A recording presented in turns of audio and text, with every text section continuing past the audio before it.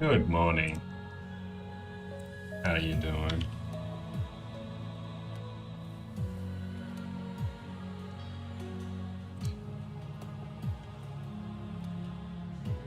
All right.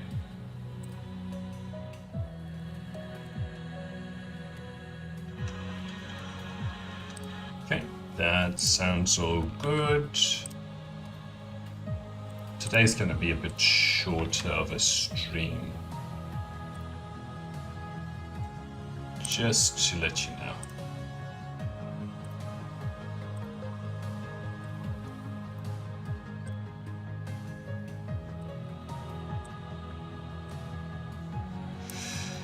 Okay, so last night I found one minor problem where we were running out of these space warpers. So what I did is that I actually added proliferate and that sort of stuff, and now it's all good.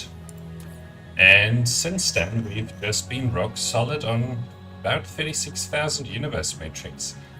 And basically, depending on which research we pick, like for example, if we pick this research speed here, so if we get rid of that, we would achieve 1 million hashes per second. And I'm going to keep this on for just a bit, right?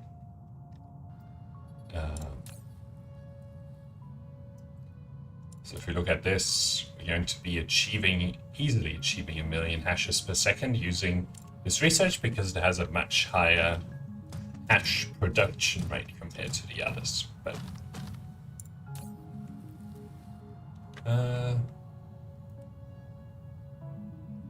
interesting.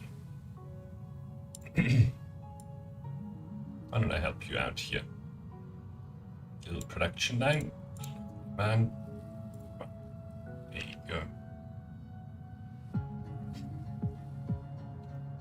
Then they can go and grab the sulfuric acid from wherever. Not that that's really needed. Let's see.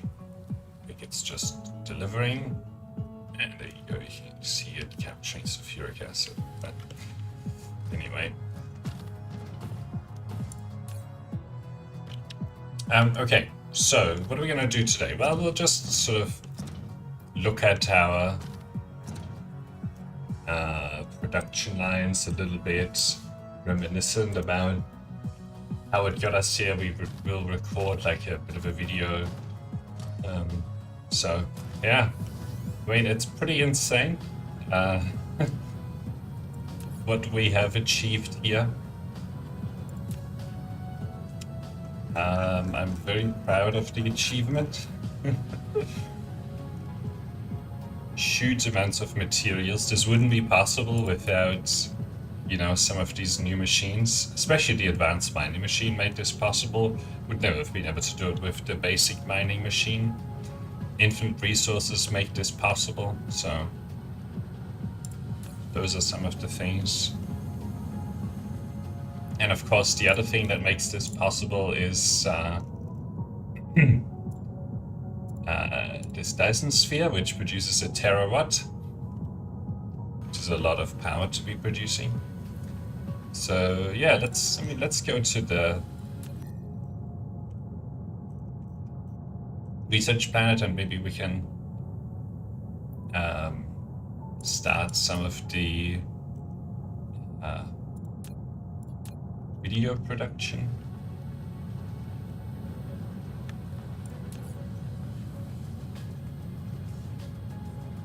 Okay, consumption is around 32.6, so we're producing a little bit more than we're consuming.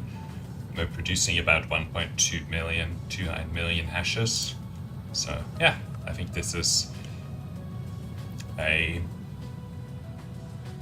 good starting point. Yeah, this has been running like all night and it hasn't stopped, so I'm pretty sure that we're there on a sustainable basis.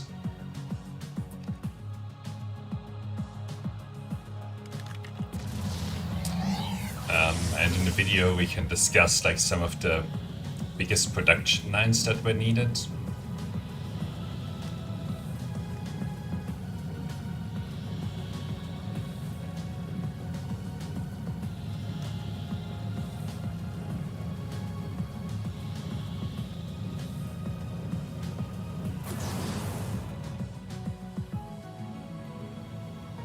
warp engines.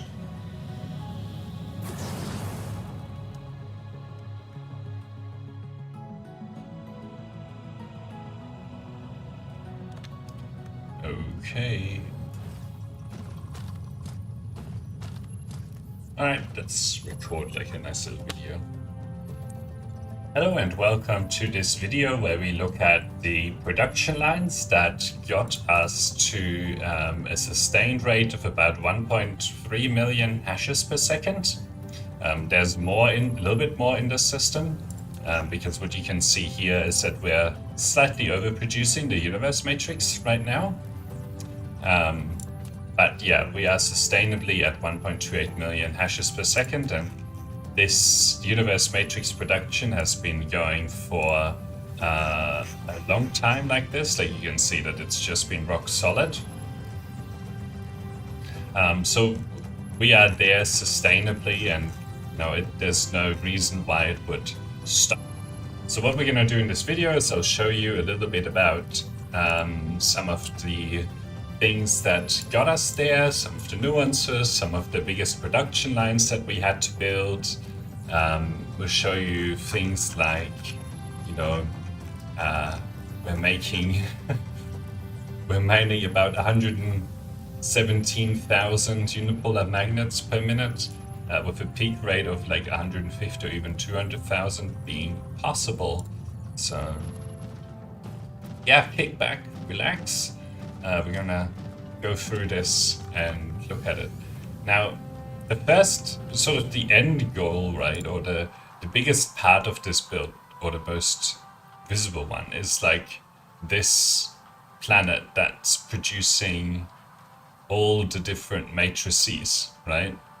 And we have, well, if we look at it, how many matrix slabs are on this planet producing matrices?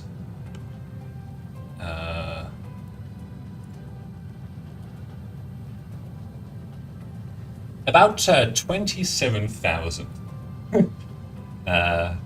matrix labs are here producing the various research matrices, right? And all of them are just fine and dandy, producing the various outputs that we need. Now, that then gets transported to another planet that we'll go and take a look at in a minute, right? To this planet where we actually produce the universe matrices, and then they come back to this planet where we then have these research stations that do all of the research for us. And we have boosted the research rate quite a bit. If you look at what we're currently researching here, we're at about level 24 of the research speed, and of course we're still researching it. Now, one thing that is worth noting is that depending on which research you look at, your hash rate will differ, right? Like this has a fairly high hash production rate per universe matrix, whereas some of these ones here have a much lower rate. Like this is only about 900 hashes per universe matrix, whereas this one has a lot more hashes that it produces per universe matrix, right? You can see it produces about 2,000 hashes per research matrix, universe matrix. So yeah, that's something that's worth keeping in mind as well. So depending on which particular research you go for, you will experience varying levels of hash rates. Okay.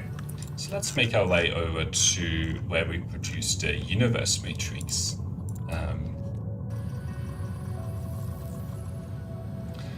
Now, I think it's quite incredible that this game still runs even at these scaled levels. But you can see that we are dipping down to about 14 frames per second. One moment. I'll be back once we are on that planet. There's lag. What's the lag? Stream health. saying that stream is very healthy.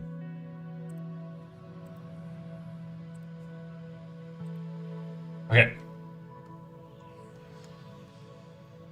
Let's make our way to the research planet.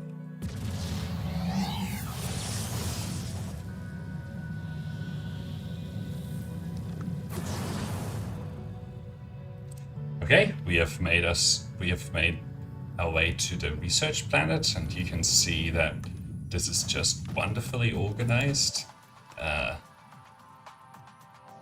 Very proud of this arrangement. And yeah, this is also basically a whole planet that's dedicated to producing universe matrices. It could be producing more, sure, but you know, this is just what we have together, and this is basically where I think the need to scale probably ceases, and you know, we can just sit back and enjoy the game from this point onwards. So yeah, that's what we did here.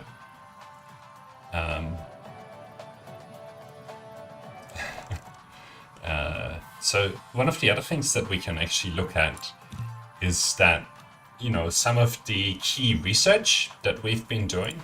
So I mean, this research speed is important.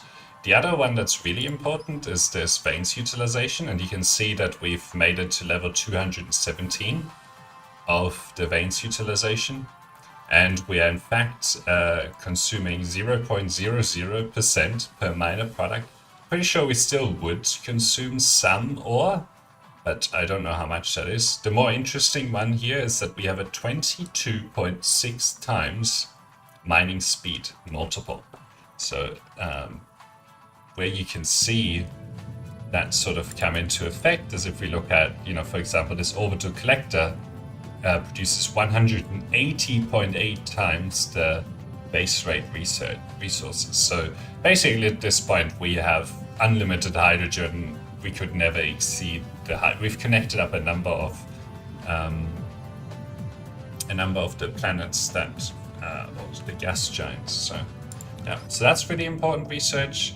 The other one that someone in the stream just mentioned is this logistics carrier engine. So we're at level 43 of that. This is very expensive research, but right now our logistics vessel navigate speed is 12.6 meters per second, and the warp speed is 1.05 light years per second. So they actually zip around the universe very, very quickly.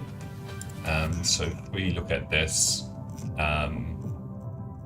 you know, this is how basically our galactic supply chain that makes all of this research possible. You can see that they are just going back and forth super fast, and even some of these longer trips here actually are reasonably easy to navigate. And these are some of the really important supply lines, like the unipolar magnets. This is our main Dyson sphere that's collecting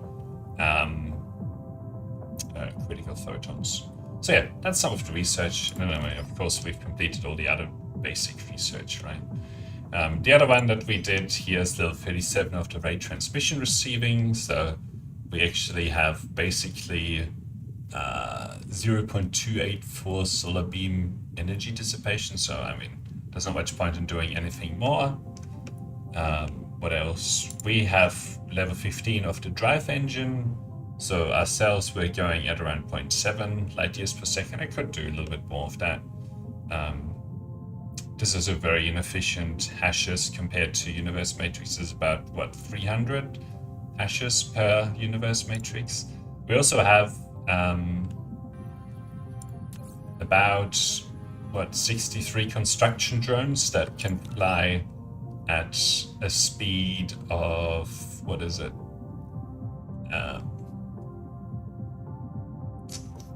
I don't see the figure. Oh, 63 meters per second, so they're really fast. Now, one of the problems is actually that we have a little bit too many build drones. Whenever we build something, the game slows down a lot. So keep that in mind. But yeah, so that's some of the important research that sort of helped us get here. And you can see down here, we've been playing it for around 300 hours. Not all of that is actual playtime. Some of that is also you know, the game is just sort of going and doing research in the background. But yeah. Now, the other thing that will be very interesting for you to see is that we'll make our way over to the Dyson Sphere. Now, I have already got some videos about the Dyson Sphere that includes a bunch of blueprints, so you can take a look at that on my channel if you are interested. And the other thing that you'll find in the description of this video is blueprints for all of these production lines. So yeah, you can look at that, then use all of them. We'll show you some of those blueprints when we get to some of our chemical planets and some of the other planets. We've also built a range of different Dyson spheres, so whilst we are sort of traveling, we can maybe take a look at some of those. So we've built these hexagons around, I think, a black hole. We also built a monoring. I think this is around a neutron star. The one that we're going to is about 1 terawatt. It's a massive Dyson sphere. This took like 40 hours to build or something like that, mainly waiting for the solar sails to dock. We also have a Pac-Man Dyson sphere, which I think is quite funny. What else? We have this claw. Of course, these are all based on blueprints. We also have a tarantula Dyson sphere, which is also quite funny. But yeah. Alright, let's make our way over here to the Dyson sphere. And we also have our starting Dyson sphere, right? Like this one here, which is producing about 38.3 gigawatt, powering a lot of the planets and so on. Although if you look at the power, right, like we're actually consuming 181 gigawatts. So some of this Dyson sphere here that we're going to is also actually powering everything else in the galaxy. And we're making mostly use of the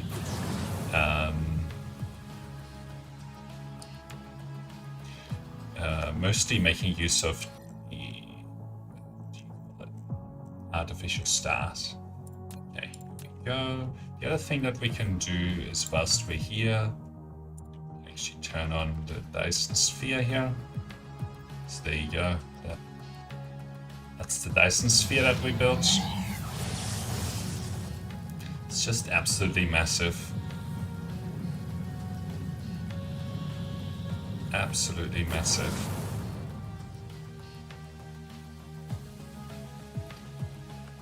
So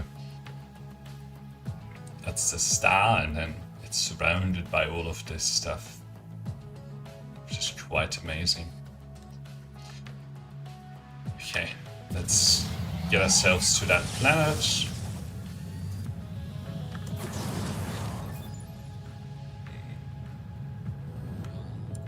Right, let's NQ more. Okay, so this is where we're getting all of our critical photons from, and we are making use of, not on this side, but we are making use of, on this side, of the graviton lenses to speed up the production here. And you can see that, you know, we're actually making use of a lot of the critical photons that are around here these days. So that is one of the, you know, using a lot of the critical photons, which is quite good. So they're not going to waste.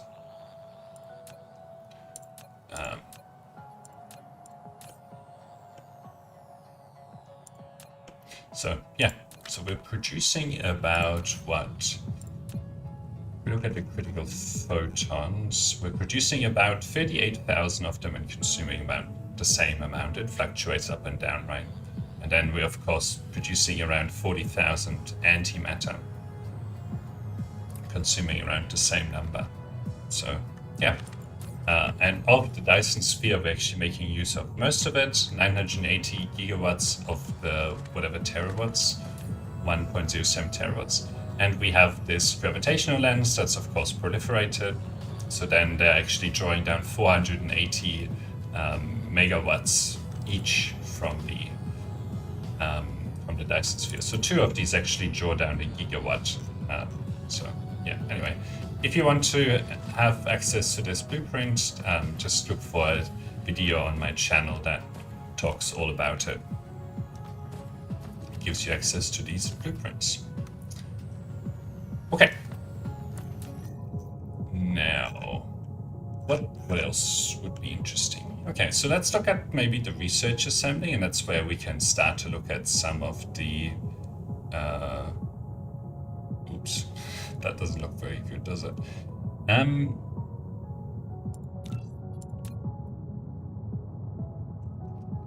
Alright, we'll go to research assembling the third. Yeah, let's go to the third. So we have about 4 planets. Oh, yeah, I always get stuck on these things. We have about 4 planets doing research assembling. We have about 3 or 4 planets doing chemistry. We have 2 planets doing smelting, that sort of stuff. So yeah, that gives you an idea of all the scale. And then of course we have lots of different planets that do various other things for us, mainly providing raw materials. Our original home planet is just there to produce buildings and to produce all the, antimatter fuel rods that power the galaxy and all of the space warpers. Speaking of space warpers, you can see the number of them that we use as well to make all of this happen. Yeah, we make use of about 4,000 per minute. We have production capacity of like 9,000 per minute, something like that, maybe a bit more, 12,000 or something. So we're not using anywhere near all of it, so that's pretty good. The other thing as well is that we produce a lot of these antimatter fuel rods. So we have production capacity of like 3, 4, 5,000. I can't quite remember, but yeah. So that's what's going on there. Okay.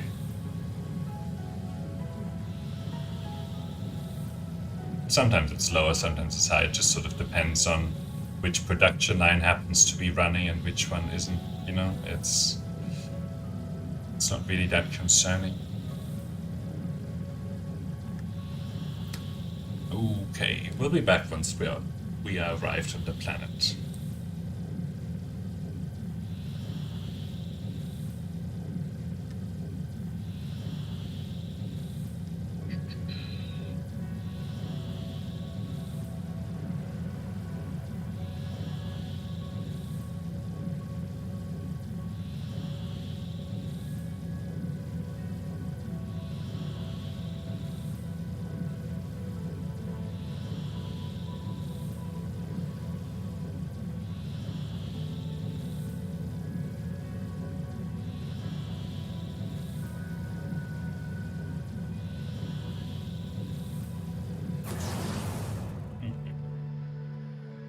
Alright, we have arrived at the research planet. This is one of them.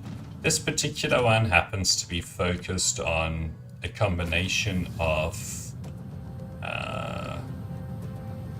quantum chips and the strange matter. So for those two,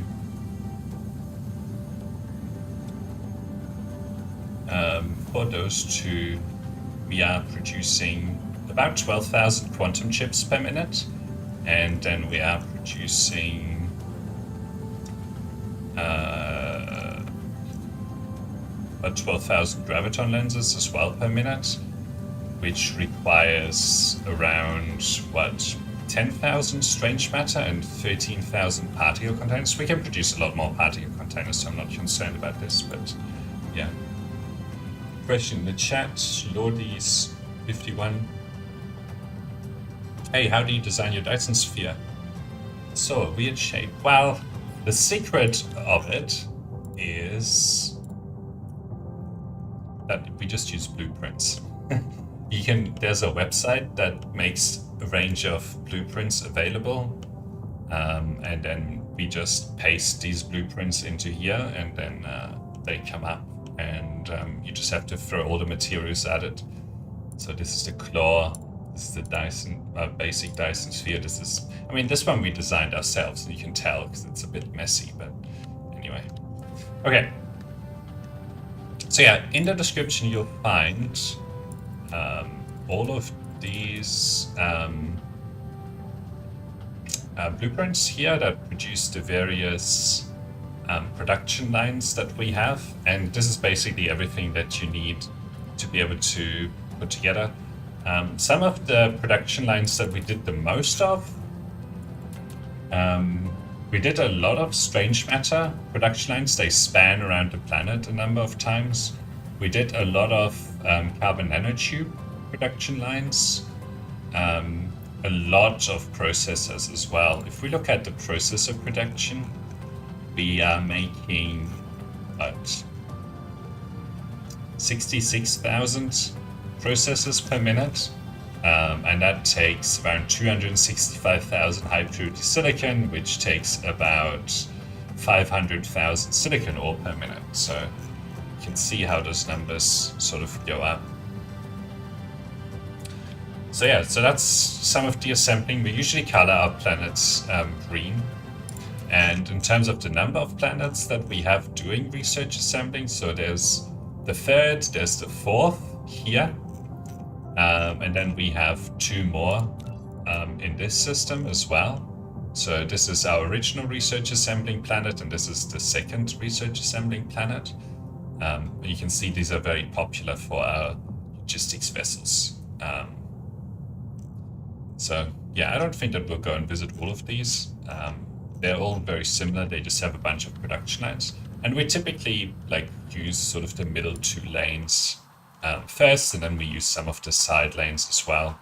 So yeah, but the other thing that you can also see is that, you know, we use these artificial stars. Of course, we make use of proliferated antimatter fuel rods, which just boost the power output of these.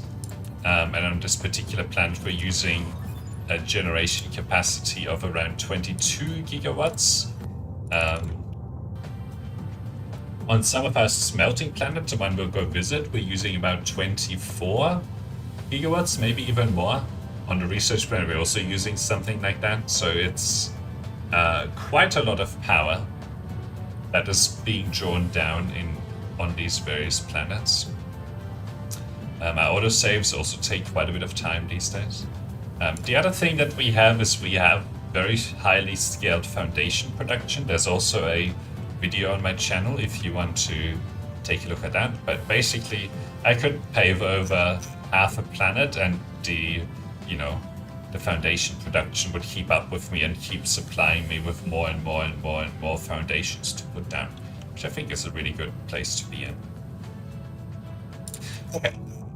Let's now look at the smelting planet that we have over here. This is the second smelting planet. We have another smelting planet in the original system that we started with. Smelting planets tend to be able to produce a lot of material, a lot of items compared to the space that they use. So most of our sort of item outputs and consumption is happening on just these two smelting planets, because they're highly efficient, very, very fast production lines. Chemistry is kind of the slowest, and research assembling is sort of in between. We don't need as much chemistry as we need assembling, which is why I think we have 3 chemical planets. So yeah, you can see the number of logistics vessels that are arriving and leaving here. So yeah, I mean, of course, all of these are proliferated. We'll also show you the proliferation production lines.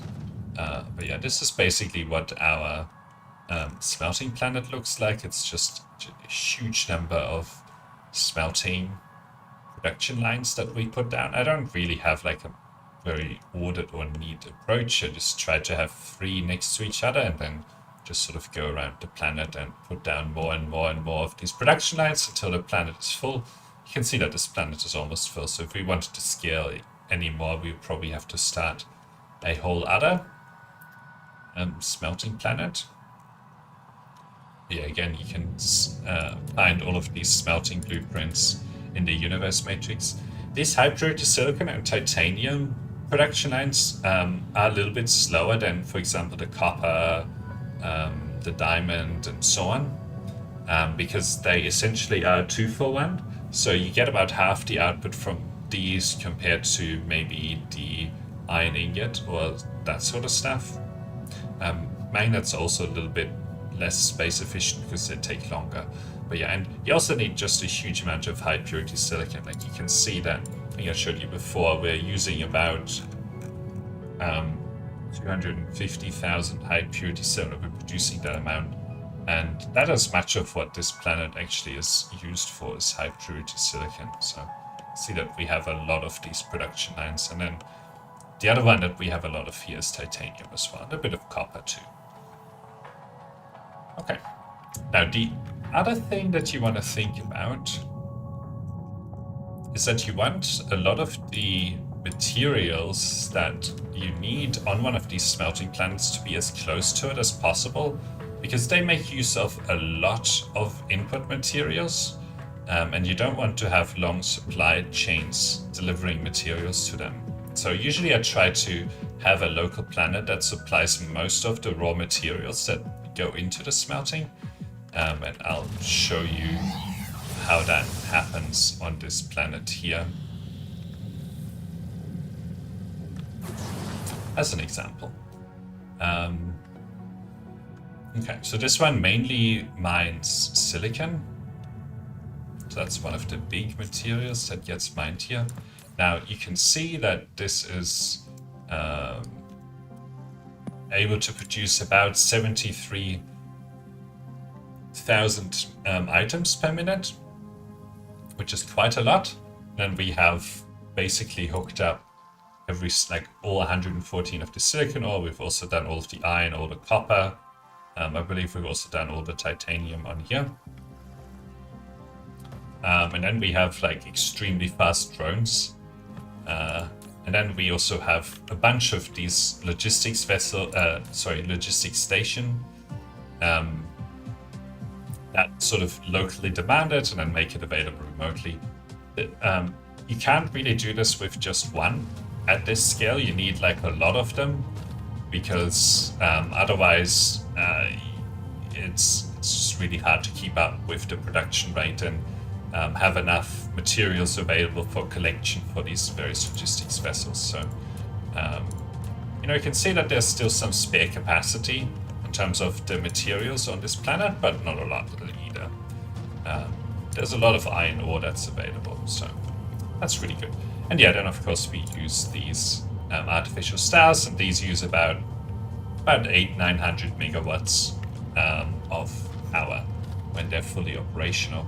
And of course, the more you scale, the more you actually need. Okay, so now let's look at the last kind of planet. Maybe we'll look at chemistry, the third. Yeah, let's look at chemistry, the third. So the chemical planets are usually responsible for particle collision, as well as fractionating and... Oh, actually, we should go to chemistry in a second, because that has a nice... I believe this one has a nice fractionating setup on it as well. And there's also a video on my channel that shows you how to do fractionating in a world where you have stacking items on conveyor belts. So, all right, let's make our way over here. It's very quick.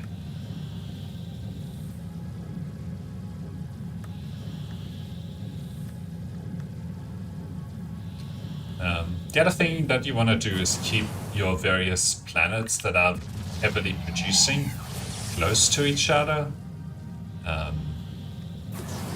So yeah, keep that in mind too. Okay, so this is our chemical planet. Usually a lot of the space on chemical planets is taken up by this carbon nanotube production. And one of these production lines usually just spans the entire planet, so keep that in mind. They usually only fit into these middle lanes. And then the other thing that will take up a lot of room is refining and chemistry.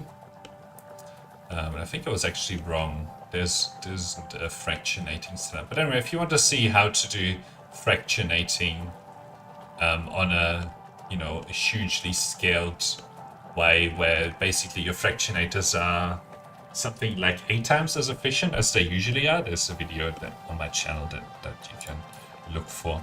We also do much of our antimatter production here, which is also great. Now this one actually is out of critical photons, so we might need to at some point supply a little bit more critical photons. But yeah, these production lines take a huge amount of space.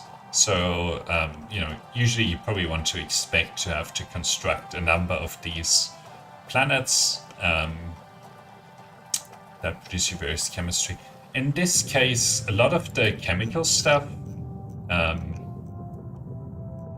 actually relies on. We have chemistry here. Let's maybe try and make our way over here. So a lot of the chemistry you also again want to capture locally. So some of the best systems for chemistry is if you have maybe a gas giant that has a lot of hydrogen available, and also has fire ice available, and then maybe also water world that makes a lot of the spin form stuff available, and then you're basically sorted. That's a really good system to put a whole bunch of chemistry in, which means that you can just capture stuff locally. Whether or not you want to actually use orbital collectors to get deuterium kind of depends. One of the challenges that you will face is that you have to do something with all the hydrogen that your production lines produce, otherwise they sort of lock up. So that's a key consideration. I think we have a solution for that on this planet. Let's see. Yeah, I'm pretty sure we have a solution for that on this planet here.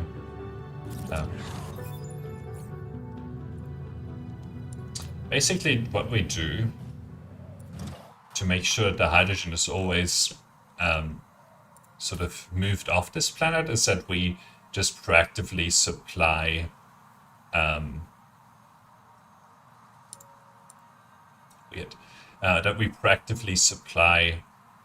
out these hydrogen demanded locally and proactively supply it away, and even reduce the minimum load of vessels to be 50%. So any hydrogen that makes its way into here will just be prioritized to be sort of consumed by production line. The other thing that you can do, I don't really like this approach, is that you can have a massive hydrogen storage array, then have like on the back of it also a way to supply it away, but I don't really like this approach because these don't stack materials on the output, so they're not very efficient, right? You get a 4 stack on the input and then you have to get that through the whole system on a single stack. Anyway, the other thing that should be here, is this Fractionator Setup. So this is where we get a lot of deuterium produced. And basically the excess hydrogen just gets put into one of these logistics stations that again very proactively gets rid of the hydrogen, so that none of these production lines lock up. But we actually don't make use of this deuterium in a big way. I think we mostly use it from orbital collectors. So yeah, we also have a bunch of production lines here producing deuterium, which is not quite as effective as the fractionating, but anyway, it's slightly more power intensive to actually do it with fractionating. Now, the other thing that we can take a look at is that these planets don't consume as much. They usually consume around 10 to 15 gigawatts, so it's not too big of a deal. Okay, so that's all the chemistry. Now, if we look at the kind of other thing that is really important, it's proliferate. So if we look at this planet, yes, we have a whole planet dedicated to proliferate. Absolutely ridiculous, but hey, that's just what we had to do. On our way there, I'll show you the production stats for that. So in terms of the proliferate, we actually produce about 290,000 of Mark 1, 150,000 Mark 2, and 75,000 of Mark 3. Because basically all of our production lines, I mean, some of the early ones are not, but basically all of them are making use of proliferate. It means that you have a huge amount of coal consumption, which I wasn't that used to in my previous playthroughs, but yeah, now you do. You also have a huge amount of diamond consumption as well. Okay, let's just take a quick look at these. I think that the planet hasn't quite loaded in, so this is what you can. This is what a planet looks like before the game loads it in. It's just like the starports, but then you can see that it loads in, and we have our purple planet here. So yeah, this is basically all of the proliferate that we are producing. We also have a little bit of proliferate on, I think, our first assembling planet, but it's nowhere near as much as we are producing on this planet. Yeah, this is like a nice little thing that basically makes our production lines either twice as effective or about 25% as effective, depending on whether we go with the production speed up or the extra products. Now, in terms of that, actually, I'll talk you through some of the thinking in terms of the production speed up. So for like all of the iron ingots, like basic materials, we just take the production speed up because it's easy to get the raw materials, and it's far more space efficient to just produce more of the items, right? Same with steel, titanium glass, diamond, so on. Like all of these are just sped up. When we look at particle containers, this is where we start to make use of the bonus materials, because these use unipolar magnets. Now you might say, well, you have plenty unipolar magnets. Yes, I do, but this wasn't always the case. For a time, we were actually limited on the unipolar magnets. So this is why I usually use 25% extra output of the particle containers, strange matter, quantum chips, because these are really expensive production lines. We don't do it for circuit boards and processors, so that just sort of gets done. Plane fields, we also don't do it for. Deuterium, we also don't do it for, because hydrogen is just so cheap, and we basically have an infinite amount of hydrogen available. These antimatter fuel rods, we also use a production speed up on these. Don't use the deuterium fuel rods very much. Graphene is production speed up. Basically, all of the chemical stuff is production speed up. Graviton lens again is where we get bonus materials. Annihilation constraint sphere is bonus materials. All of the proliferate is production speed up. And then all of the research matrices make use of the bonus materials, because these end up being super, super expensive, and you can just multiply through the 25% production speed bonus through these things and get a lot of free materials in the game. So yeah, that's how generally we make use of the proliferate. That's why we use so much of it as well. Okay, so you have had a tour of basically all the example locations. Let's make our way back to this research planet. Actually, the last thing that I'll show you, so we'll go home and show you the buildings production line, and some of this is really important. I had to scale up the production line for the conveyor belts quite a lot because we've probably put down hundreds of thousands of conveyor belts. Let's actually see. Is it total?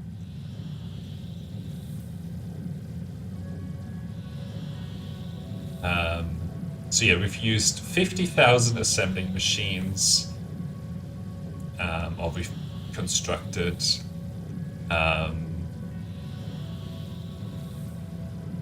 haven't used much of this. Million conveyor belts. Okay, I've missed the home planet. Alright, let's go over here. We can look at those totals in a minute again. Now, a lot of them I've deleted as well, but maybe 20 or 30% of those of the buildings just get deleted because I need inventory space, but I'd say most of it has actually been used. I haven't made a video about this, but like the building constructions, but yeah, about 1 million Mark III conveyor belts, 252 million proliferate, 1 billion Mark I proliferate, 5.3 million foundations, 1.4 million carrier rocket, and we've only consumed 659,000 actually. We have a lot of them in storage. Not as much Dyson sphere component in storage. Lots of frame material in storage. 12,000 logistics vessels, so that gives you an idea, and we haven't deleted many of these, so we have about 12,000 logistics vessels doing all these things. 90,000 logistics drones. Not all of them are, flying around, but they could be. 13.6 million space warpers and use 13.3 million of them. You can see that we're lately been using a lot of them. 39 million graviton lens, lots of titanium crystal, lots of carbon nanotube. 5.9 million antimatter fuel rod. You can see that we've been lately producing a lot. This is when I scaled up the production because we ran out here. 128 million critical photons, 304 million deuterium, 1.25 billion hydrogen produced, only about 32 million sulfuric acid, 121 million solar cells. Yeah. Thanks, IB, man. 451 million crystalline components, 40 million quantum chips. Never saw a factory this big. Yeah, it's massive. 228 million processors. You can see that we've just gradually boosted the production lines. 587 million circuit board. 55 million particle containers. My god. 21 million. We don't use a lot of these motors and stuff. 709 million diamonds. Imagine if you owned 709 million diamonds. Absolutely insane. 261 million energetic graphene. Been using that for a long time as well. 384 million titanium ingot. Nearly a billion high purity silicons. 881 million. 900 million copper. 411 million unipolar magnets. Amazing production lines. 400 million spin form. Oh my god. 340 million kimberlite. 716 plant fuels, so we didn't do that well on that, or on logs. 1.53 billion coal. Nearly 2 billion silicon ore. My god. Nearly a billion iron ore, a billion copper ore.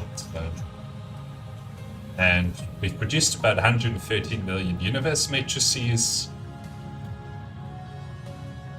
75,000 matrix labs, 600 orbital collectors. We haven't put down 600. Well, maybe we've put down 400 of them or something. 8,000 interstellar logistics station. 8,000. I think most of these are in storage actually. Most of these are as well. But We didn't use a lot of energy exchanges actually. 4,000 vertical launch silos, so there you go. Lots of X-ray receivers. 42,000 plane smelters. No, I play on infinite resources. None of this would be possible on anything other than infinite resources. We would have run out of unipolar magnets a long time ago. Like if you play on infinite resources, that's when you get to go to this kind of scale, right? And that's what we were trying to do in this playthrough, but yeah. Okay, so yeah, this is our production line of the various buildings.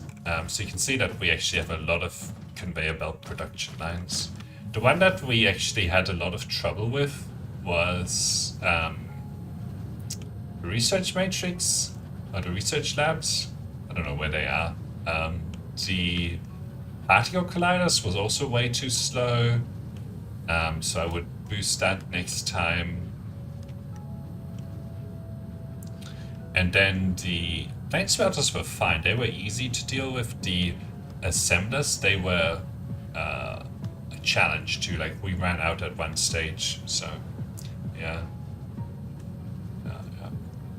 Okay, cool. So now for the last part here, we will go back to our research planet.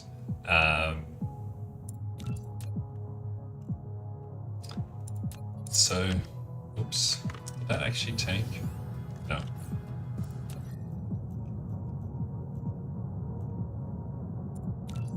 We produce a lot of these materials.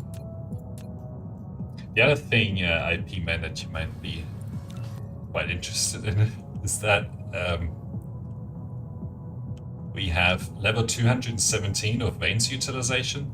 So we basically don't consume ore anymore, and we have a 22 times mining speed up. Yeah. Absolutely insane.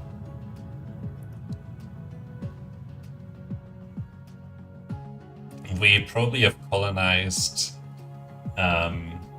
20 or so planets that we're actively doing something with.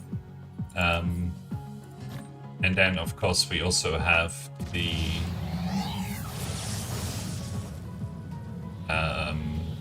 like lots of different mining planets. We also have lots of different Dyson spheres.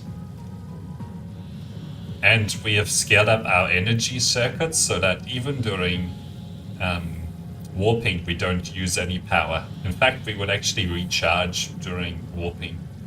So we only have a warp speed of 0.7 light years per second, though, so not that fast.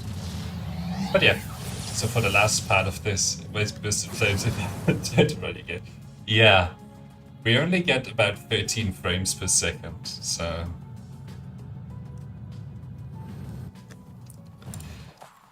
But yeah, so this is where the video began, this is where it will end. We have produced just insane number of materials, insane production rates. We go with one. We're still maintaining our 36,000 universe matrix and sustaining a 1.1 million hashes per second research rate. So that's the goal of 1 million hashes per second achieved. So for the purpose of the video, thank you for watching, and until next time, bye. Okay, so that was the YouTube video recording, and that was basically the tour of the various production lines and so on that we ended up with. This took a lot of time. Most of it is on stream as well on YouTube, and maybe some are still available on the Twitch recording, but yeah, that's what we wanted to do today. Thank you, Lotus51.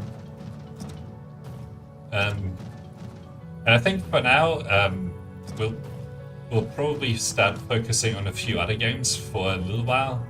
Of course, as the new sort of Dyson Sphere updates come along, we'll go back to it, try them out, see how it changes the various production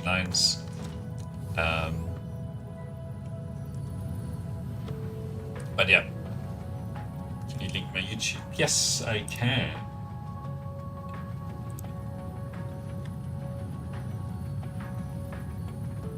Second. So if you're on Twitch, this is my YouTube channel. There are lots of guides for Dyson Sphere program on there. There's all the recordings, like probably 20 different streams that we did to get to this point. A bunch of videos as well.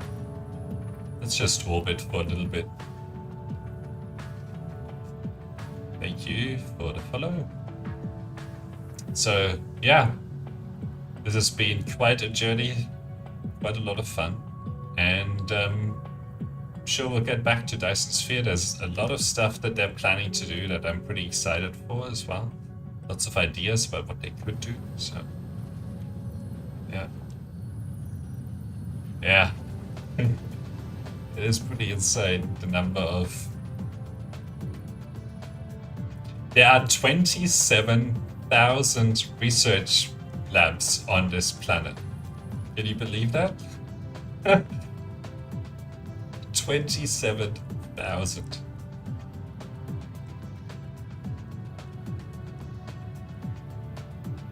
All nicely organized according to a rainbow. Alright, the other thing that's pretty amazing is actually the number of the amount of power this consumes. I think this is one of the most power-hungry planets. 27 gigawatt production, but only about 20 gigawatts consumption, actually. But, yeah, anyway, we will leave it at that for today. So, thank you for watching, and until next time, bye.